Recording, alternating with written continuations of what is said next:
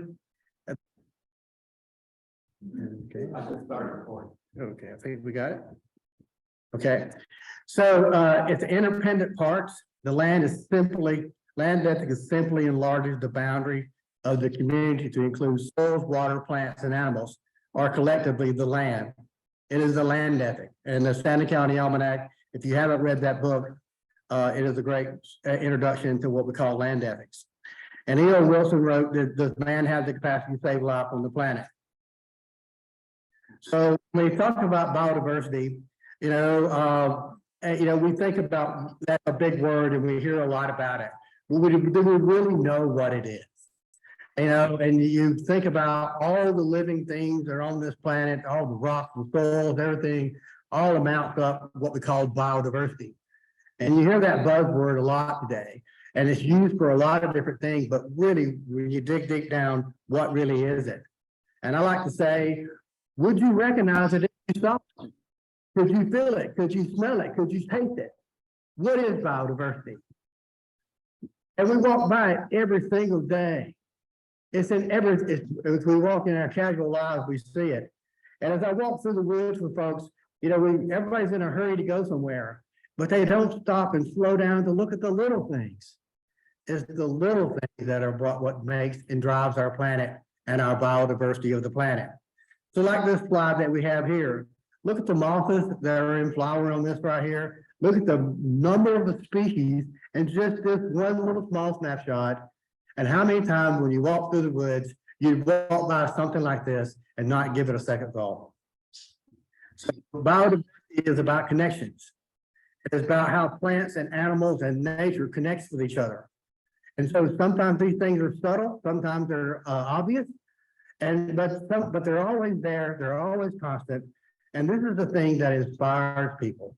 And it inspires us with the native plant movement to think bigger and beyond ourselves. So here, biomimicry is part of that process where a papilio changes into a spice swallowtail. And so all these interactions that we see in our world, these are the things that make our biodiversity work. And these are all the connections that we find across our planet. And so we walk through the woods, we walk by something like this Ganoderma, this reishi fungi. People walk by it and they don't notice it. So part of the thing that we do in the Plant Society, what I've dedicated my career to, is looking at the little guys and understanding how the little guy functions to serve all the big guys like us. Okay, change.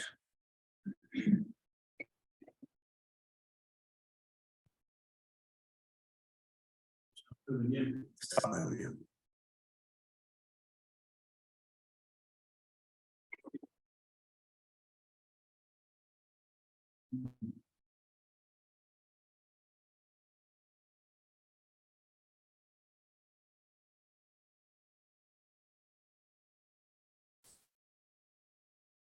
that. Okay, so from that reishi mushroom, that mushroom right there, that reishi is a cure for cancer. But look at the Cladonia moth, reindeer moth. Again, we walk by these things, we see these things, we don't understand any of their value or their importance or their role in the larger context. And so nothing is wasted in nature. Nothing is futile. Everything is connected. And so the simplest of things that we see commonly in our walks in the woods are things like this. But lastly, it's an interactive process. Everything is connected. It's all interactive. No matter what you do, what you pick, when you touch nature, you touch it all, and you touch that interactive process. And so here we have a slide that shows the Valdivian rainforest with 574 species. So why have I switched all across the globe to show you a picture of the Valdivian rainforest? To show you a picture of our world, of our world, the upstate of South Carolina, where world-class biodiversity is found along the southern Blue Ridge Escarpment. And so from 574 species, and I think Patrick said he got up to almost 800, so we had almost 1,400 species in Pickens County. Some of the highest biodiversity anywhere on the planet, you don't have to go far to find it. It's right here in your backyard. And so right here's a great slide to show that. And so, but it's all about geological time and space. The Appalachian mountain chain is 500 million years old. I spent the last 15 years of my life traveling this escarpment up and over that wall every weekend, documenting the plants and connecting things up. And this is so, it's one of the highest and oldest mountains. It's about plate tectonics, where continental collision happened and made thrust up, pushing up, and formed the Blue Ridge Escarpment that we see today. So it's 350 to 400 million years old. So when you travel from Highway 11, Holly Springs Grocery, up to Rosman, you've gone 300 million. If you're going up to the Parkway, you're up to 400 million, plus or minus 50 million years. So it's about that uplift, that Blue Ridge Province. The Brevard Fault Zone is the oldest fault zone on the planet. So if you look at this slide here, this looks like, this is the Mississippi River. There is a southern Blue Ridge Escarpment.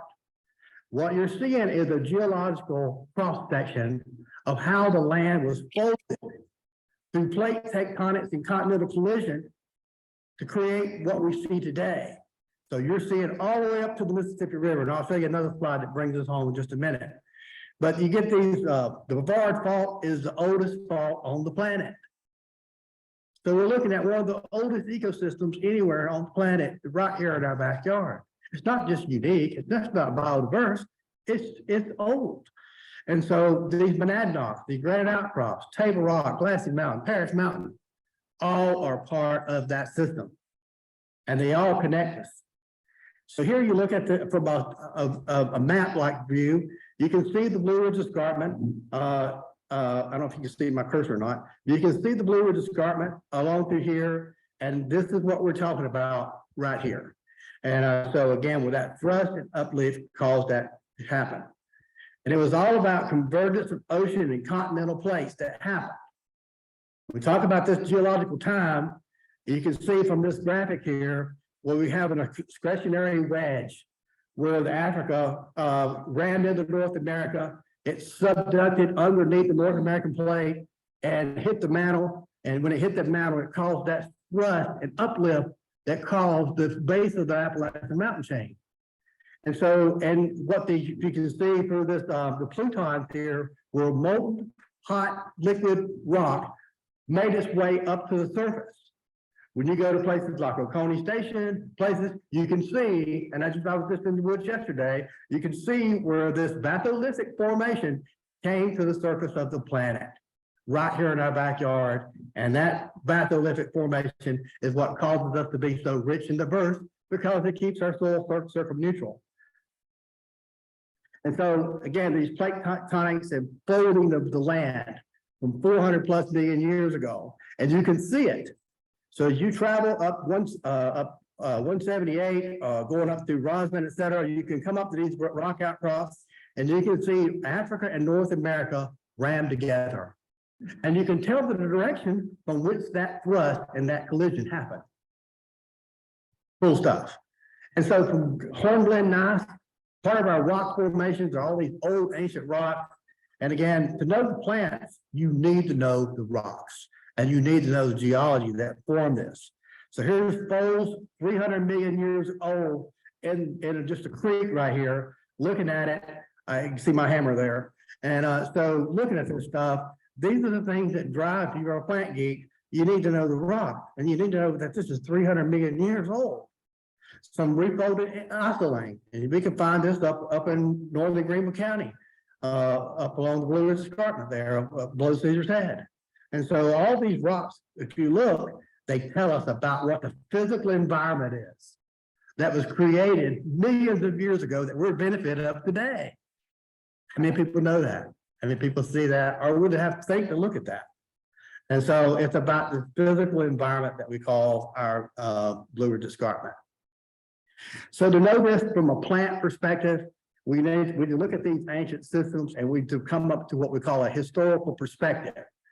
And so what is that historical perspective? We've got a little bit of glimpse about what these ancient systems are about, but the historical perspective, Mark Catesby, William Barker, Andre Michaud, Thomas Walters, and De Soto, And so these were the pioneers that came to our woods, told us what was and what is, and we're still learning what they shared with us. And so from Thomas Walters, the picture in the lower left there, Thomas Walters wrote the very first botanical manuscript in North America published was Thomas Walters from Somerville, South Carolina. South Carolina was the botanical center of the universe in the 17th century. Every botanist worth his salt wanted to be here, and they wouldn't leave. Andre Michaud landed in Charleston. He couldn't, you know, so they didn't want to leave. And we've got some more stories about some other guys. We get beyond these guys. We'll talk about a few other guys, but these are our historical perspective. And so when you think about when these guys were around, you get these ancient maps. And here's that map I showed you earlier about you can see the Mississippi River. Go back. You can see the Mississippi River and see how we fell into that, like I showed you earlier in that geological map. Again, it was a wild Carolina frontier. Again, and so back in those days, Linnaeus was just coming out with a binomial system for naming plants. He would not let anyone, and since we were botanical center of the universe, he would not let anyone name the plants. They had to ship them, box them up in a specimen, and send them back to England for him to name them. Unto Walters, and he formed a relationship. He convinced Linnaeus that William Barker had the capability of naming plants scientifically. So that was the beginning of all the naming botanical work began here in South Carolina. How cool is that? And so Mark Catesby, we'll talk about a little bit about Mark Catesby. You know, he arrived in Virginia in 1712. The thing to think about Mark Catesby is his illustrations, his ability to draw illustrations. The best collection of his work anywhere is at Furman University, at the library up there. You have to get permission to go in there. And but all his works are in there. And so his ability to illustrate, and not just illustrate, but notice how there's this slide here where he connected the seeds, the fruit, the wildlife, and the plant. So you got a whole lesson right here in this one drawing. As he landed in Virginia, he spent 3 years exploring. His sister lived in Virginia. She didn't see him for 3 years. He went back to England. The Royal Society funded his return. He arrived back in Charleston in 1722.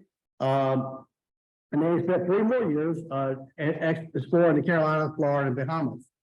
And again, he predated that classical classification by Carl Linnaeus that we just talked about. And he was the author of Botanical Carolinianum. And here's a slide showing his manuscript there, along with a beautiful picture of the blue jay there. And again, notice in all these prints, the connection between the seed, the fruit, the flower, and the botanical features that you would need to, at sometime hundreds of years later, be able to scientifically name these things. So he paved the way for us. So I just want to show you a few of his illustrations and his slides here. There's the pawpaw on the left. And so these are just wonderful prints I wanted to share with you. I've spent a good number of time looking into his manuscripts and reading his stories. And this one is one that was pretty funny, you know.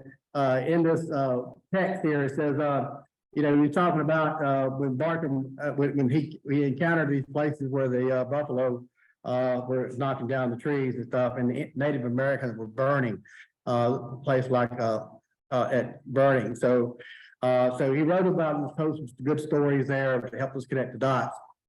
So the next guy I want to talk a little bit about is William Bartram, a naturalist. You know, and he was the son of John Bartram. He was the first American-born naturalist. He was noted for his botanical and ornithological drawings. And then he came down through our neck of the woods in the 1770s. You look at that time frame that he was here, think about what was going on in our country.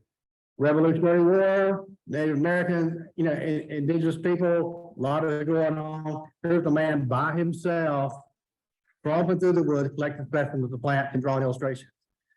Interesting guy.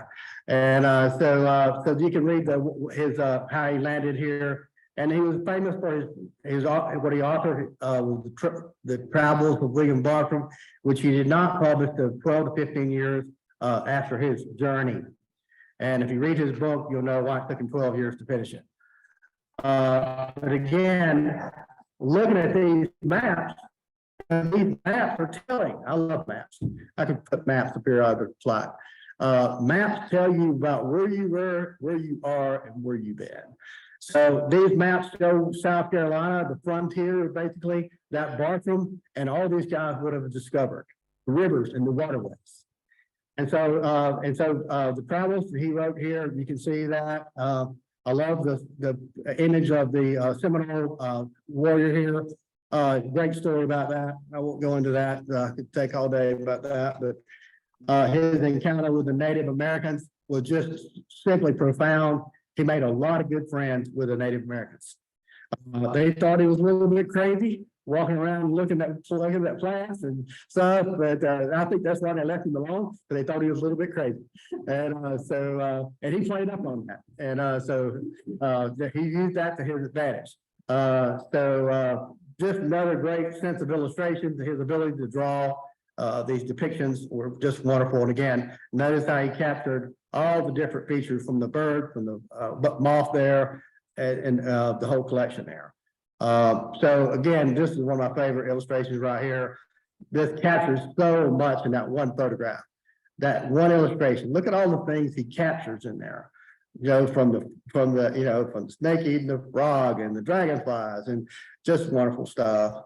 And he was famous for finding Franklinia, Altamont, the Franklinia tree, which has been lost to discovery ever since then.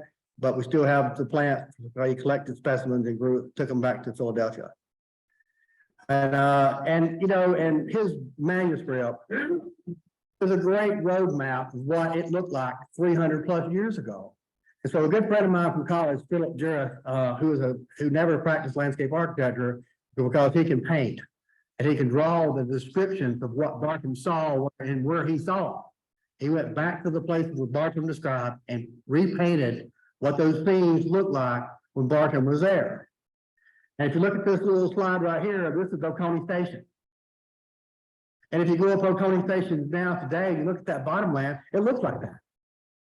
It still looks like that. Cool stuff. This is how he painted the Seneca River in Oconee County. Again, it's what it looked like. Now it's underwater. Now it's under Lake Hartwell. But this is what it looked like. I think it's cool stuff. And so let's move on to Andre Michaud.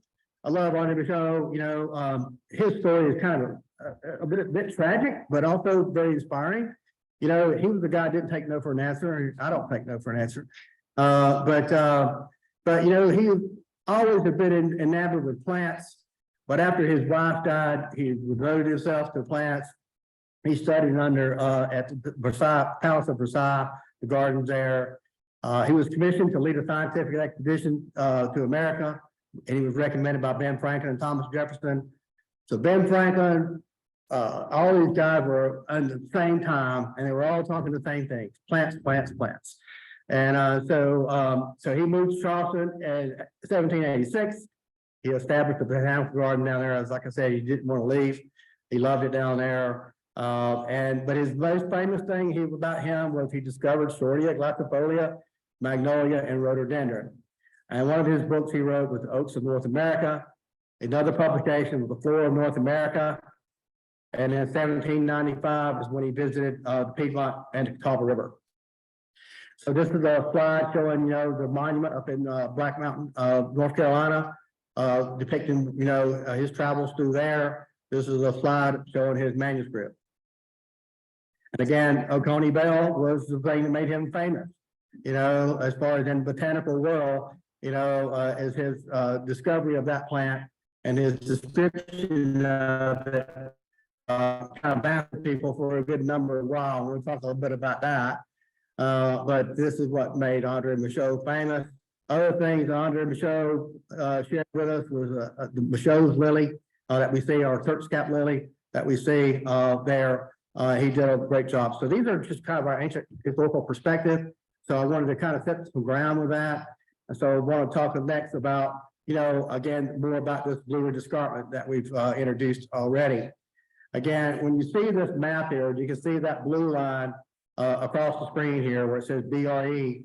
That's where the Blue Ridge Escarpment travels across the northern South Carolina, all up into North Carolina, Rones, Highland, et cetera. And so, and we've already talked about the geomorphic features that make this special place. Highest rainfall in East North America and along that escarpment. So let's start at the top of that mountain. Let's go up to Roan Mountain and talk about Roan Mountain. How many people have been to Roan Mountain? Oh, yes, a lot of people. Yeah, most people have been there. What a wonderful place. If you haven't been there, I highly recommend you get there. And again, once you go there, you don't want to leave.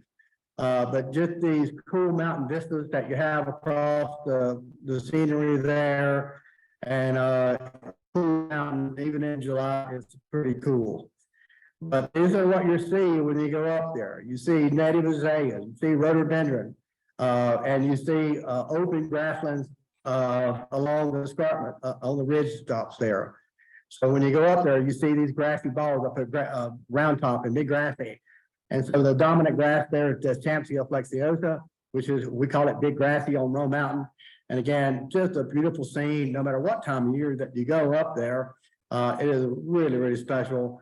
And a lot of people go up there to, I think, the second week in June when the rhododendron are in flower. It's packed up there when the rhododendron are in flower. But we go there because we want to see these cool plants. And when we go there, we understand the history of this place as well.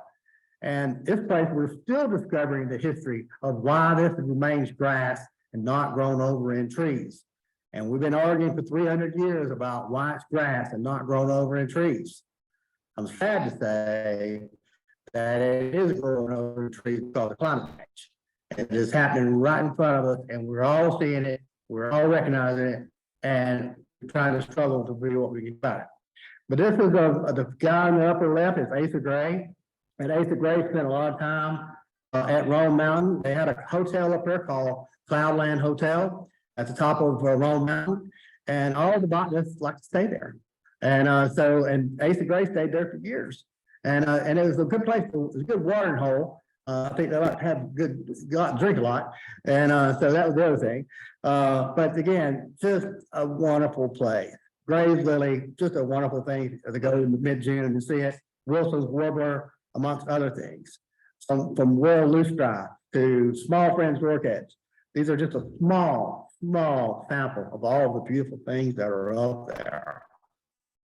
And then Roan Mountain, I mean, is known for its special birds that come up there and visit there throughout the migratory season. So that's a little bit about Roan Mountain. I want to talk about Black Balsam a little bit. I spent a lot of time at Black Balsam. And so when you go down that Blue Ridge Parkway, think about traveling 300 million years in geological time, over an hour drive. You drove an hour, but you travel 350 million years in geological time. That's time travel. And so the parkway is magic. It is nothing but magic. And we're fortunate to live so close. Elevation is 6,212 and Rick's journal. So what I've been doing is going up there, keeping a journal about what I see where I find it at, and I usually take a pH meter to kind of see what the pH is. That's always telling. And but it's a great place to go and see. So from places like Shining Rock Wilderness up there, where you see these open meadows out there with all this biodiversity in there, all these plants, all the butterflies, all the birds, you can't help but just being connected to the space and time. And again, go back to my friend Philip Juris. This is the painting that he painted of the Shining Rock Wilderness in his book. And you go back, well, there it is. Same place. Great painter. And again, wonderful place to go. When I go to the parkway, the timing at which you go, there's never a bad time to go. But when you know when to go, you know what you're gonna see. So I know the week, which I call Shadow Week.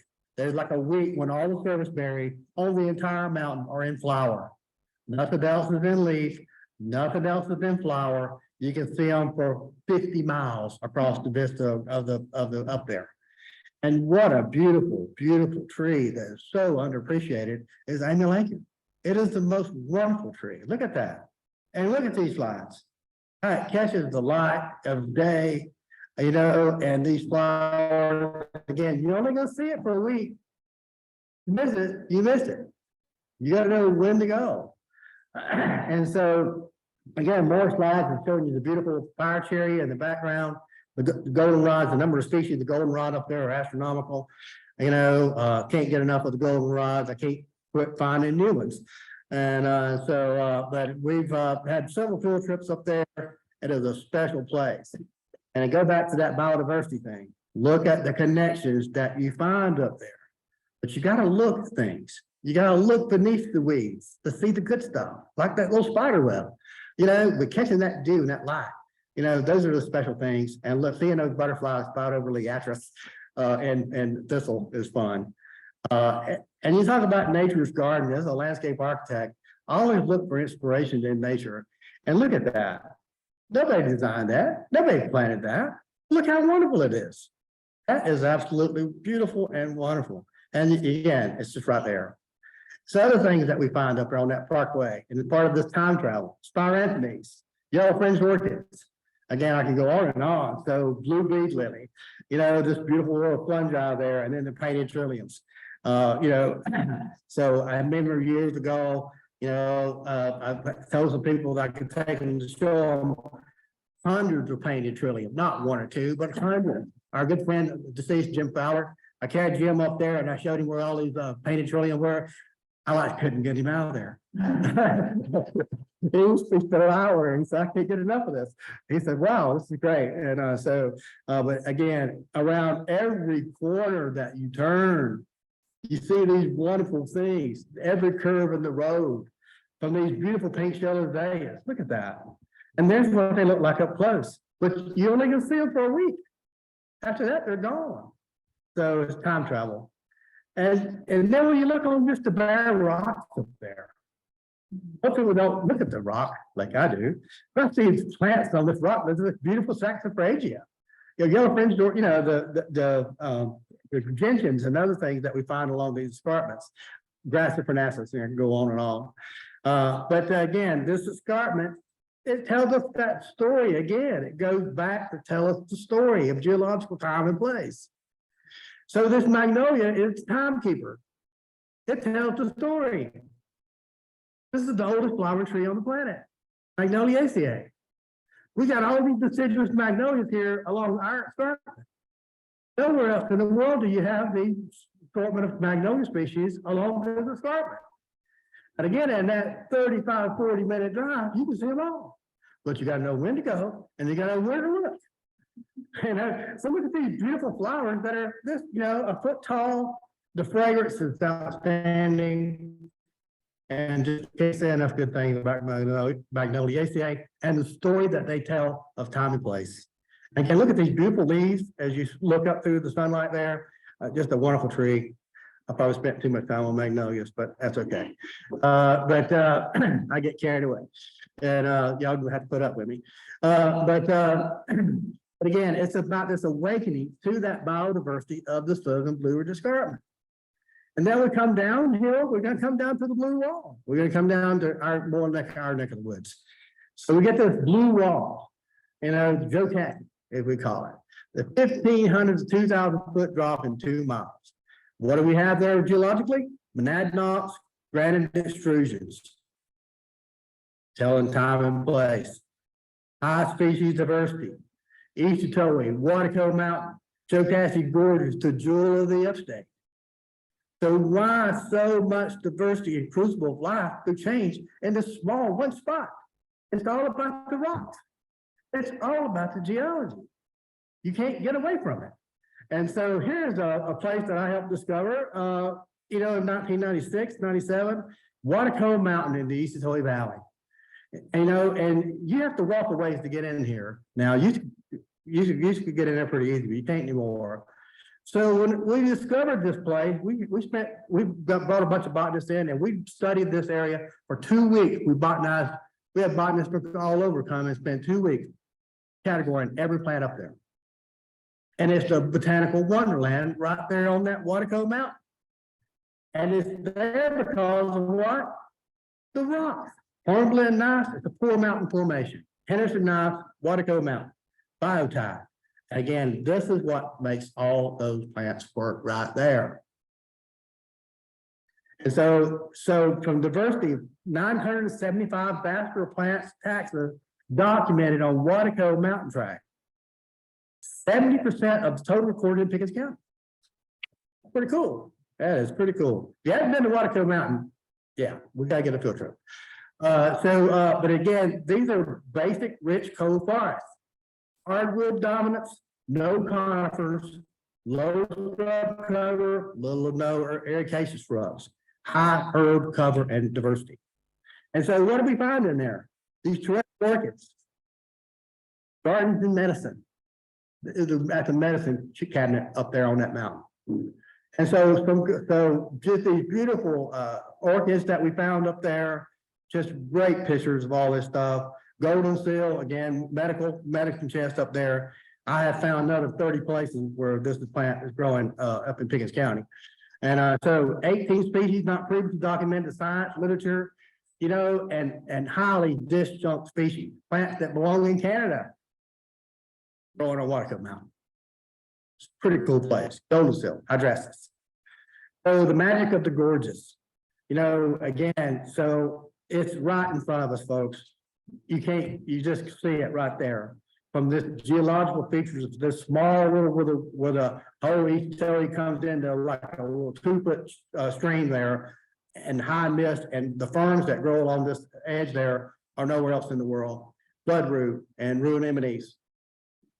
And they're all there because of the magic of the amphibole. I mentioned the Four Mountain Formation.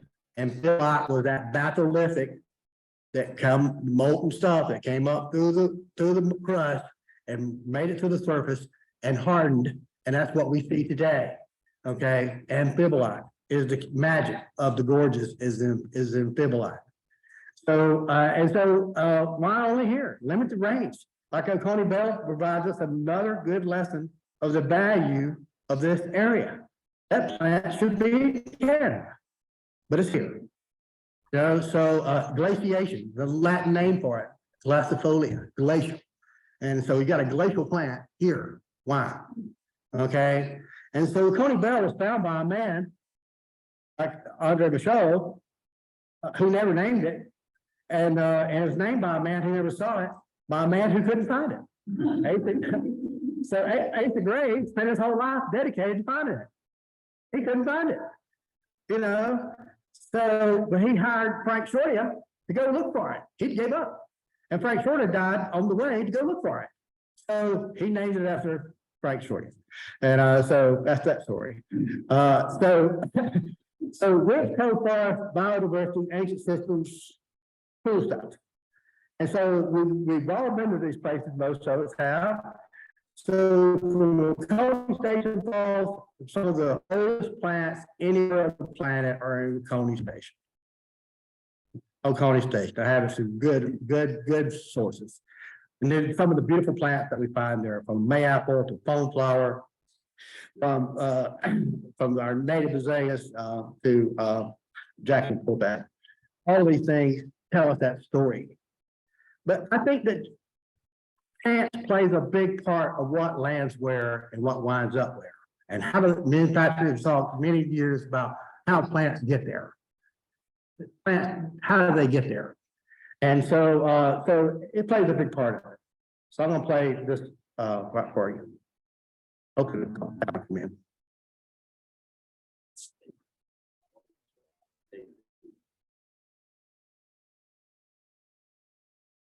Not sure.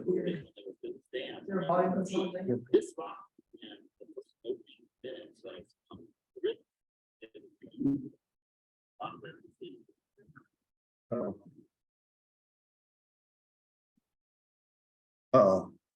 Okay. Okay. Well, We're down here and share again. Like, Well, that's your slideshow right there. Mhm. Click on it and say share.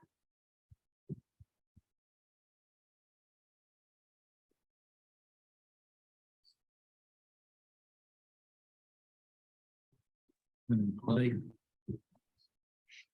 Up here, okay. Where's it?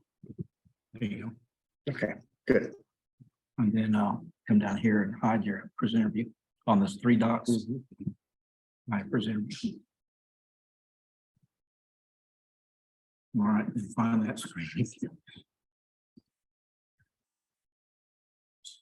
Okay, we were just about finished. That was the last slide. But what I was showing you there was a slide of Patrick, Miller, and myself. The volume control bit here. I'm not sure if that's it. There you go. Yeah. So the slide that I was showing you with Patrick, take a little background and all that. So, so Patrick called me up one day and said, look, Ricky, are you familiar with those ferns up on that wall up at Jocassee Gorges? I said, I am. I don't know what they are. They're too high up. I can't tell exactly what they are. He said, well, let's go find out what they are. And I said, okay, when? He said, right now. And it was a freezing cold morning. And he said, I got a boat waiting on us. So I dropped everything and I went up there. And he had his film crew there, and we had a guy from Clemson who was a student, and he had these little tiny shoes, like ballerina shoes, but he climbed up that wall with a camera on his head so we could tell what they were. And so we found 3 new species of ferns indigenous to South Carolina, Pickens County, that had never been discovered before. So as I said, chance plays a big part of it. Those plants are native to West Texas and East Arizona mountains. What are they doing here? And we know they wasn't there in the 1970s when they filmed the movie Deliverance. And Patrick had been all over that mountain and hadn't found it. So we found it. So I said, hopefully get the volume to work here. So we'll see.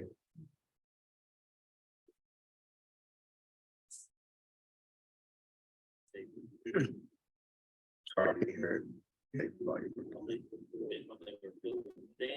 You can see this rock in the first opening. That's the way you look. It's got there. Yeah. A lot of them figured that the structural things like yes, some things where the material is still in the dams. Everything above it is exposed and like everything. And the plant that were mountains, rock dominated all gathering rock.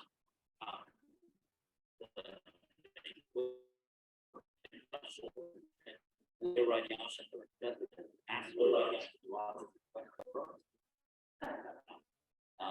because you want them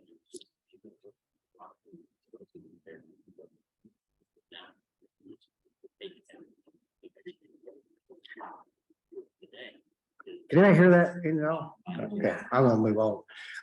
So what that is about is, again, just like I described it, it's a lesson in island biogeography. How plants get to where they got to. We move plants around just by plant cells and stuff, but how does nature do it? And how does things get there? Like that Oconee beetle, it got stranded here from the glaciation. Glaciers.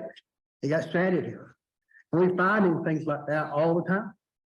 We're still finding stuff. And this is what's cool, that we're still finding this stuff. And stuff that still surprises us. And so we were in for a big surprise when we got there that day. Patrick and I would still love to tell that story with each other, and we have a good time with it. So, when you think about all I've talked about tonight, about geology, about time and place and sense of place, et cetera, as we move on from one generation to the next generation, we forget things. We don't remember what we lost. And so part of our work as a plant society, part of what I try to do is capture what we can't remember and try to put it in a way that people can remember it. and serve the betterment of the future, that we can create a better place and educate ourselves about native plants. Thank you.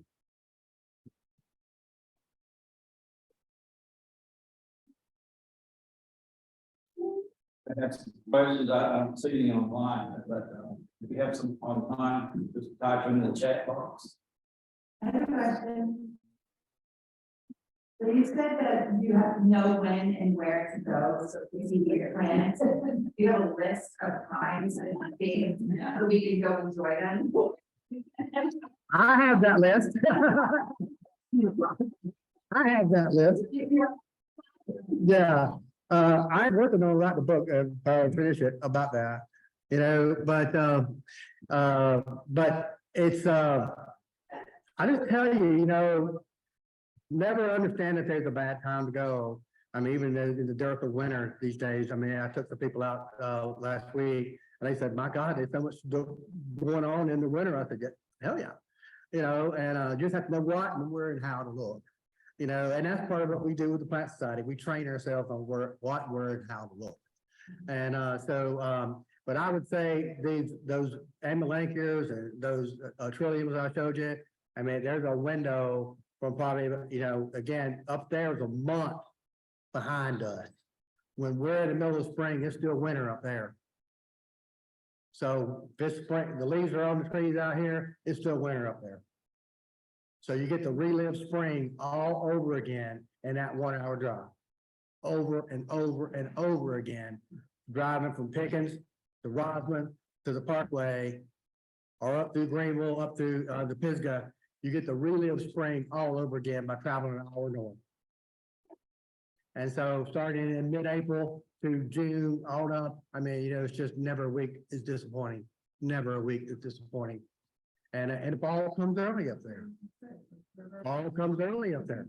So, yeah, so if you want to see fall color, well, it's down, when the fall color is here, it's already gone up there. You know, so just putting that in your head, okay, I need to hit the trail here. And anybody wants to go on a Sunday, I usually go on Sundays.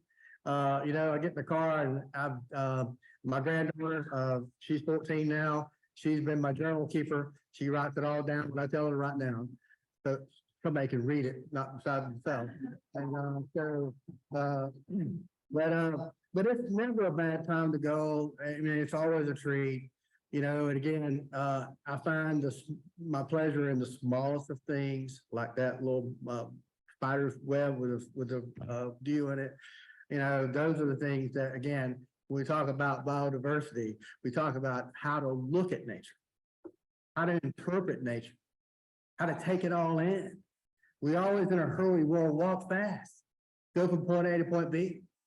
Back when we first started the Plant Society, the Sierra Club asked me to lead a truck trip in Jones Gap. We all show up and there was 35, 40 people there. And Bill Morrell, Ranger was there. We was all a group of people in the parking lot. And they had all their sticks and their backpacks and stuff. And we spent 3 hours. We only went for a couple hundred yards. We spent an hour before we got in the parking lot. You know, and they all said, "Where we going, Mr. Huffman?" I said, "Well, I don't have a destination. We're gonna look at plants." They said, "Are we gonna look at every single living thing on the ground?" I said, "Yeah." And they said, "Oh my God." You know, they had their water bottles. They said, "God." You know, they hadn't asked me to come back. They hadn't asked me to come back. And another interesting story, we're standing there in the parking lot, and I said, Bill Morrell, he was the park ranger up there. He'd been a ranger there for 30 years. I said, "Bill, you got striped maple in your park, striped maple in Jones Gap." He said, "There's no striped maple in Jones Gap." I said, "Yeah, it is. Right here in your parking lot, it's right there." He said, "Oh my God, I'm supposed to know that." Anyway, so, and me and Tim Lee, we still have a lot of stories to tell on our excursions up there too. But again, the beauty of where we are, you can't just get it anywhere else. So I'm gonna give a commercial or field trip for me to answer her question about when do we go there. So that's one way, you know, get in on going to see a specific thing, because that's what we're gonna do. Yeah. and Dan and I led a couple trips up there last year before last, and we do it every year. I mean, the pilgrimage, it's like a pilgrimage. We go every year.